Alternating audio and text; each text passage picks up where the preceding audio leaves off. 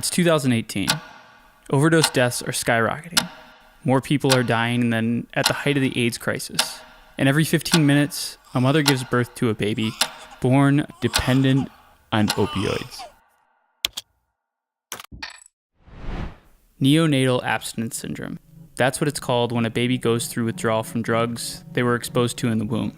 Babies can experience seizures, breathing problems, fevers, and have difficulty eating and gaining weight. We've had to take care of more babies with these symptoms, but I think that goes for all the hospitals in the Baltimore area, and I think we're a part of this Maryland collaborative where we're all working together to kind of come up with more protocols so that everybody's not treating these babies differently. So there's actually a scoring system called the Finnegan Scale, maybe you've heard of it. The Finnegan Scale assigns a score to each infant's symptoms. The total score determines how much morphine each baby receives and how quickly doctors can wean them off the drugs. This kind of care isn't cheap.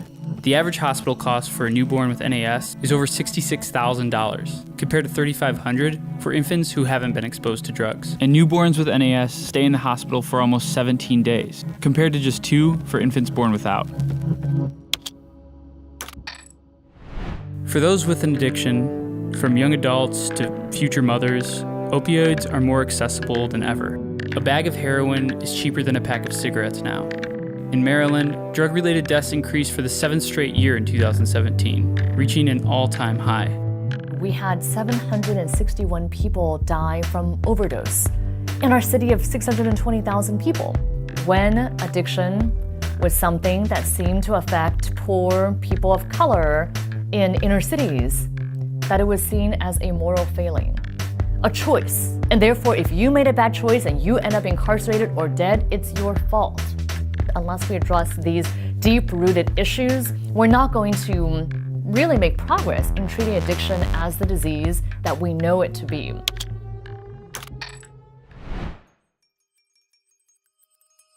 My name is Angel. I was an addict for 33 years.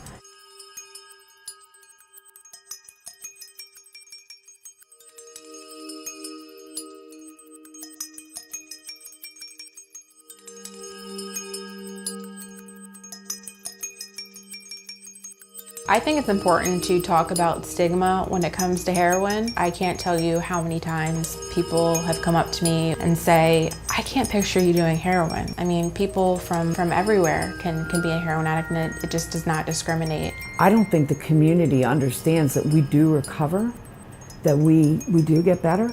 You know, every day I wake up with that renewed hope that today is going to be the change that we see in our society. The numbers are getting worse still.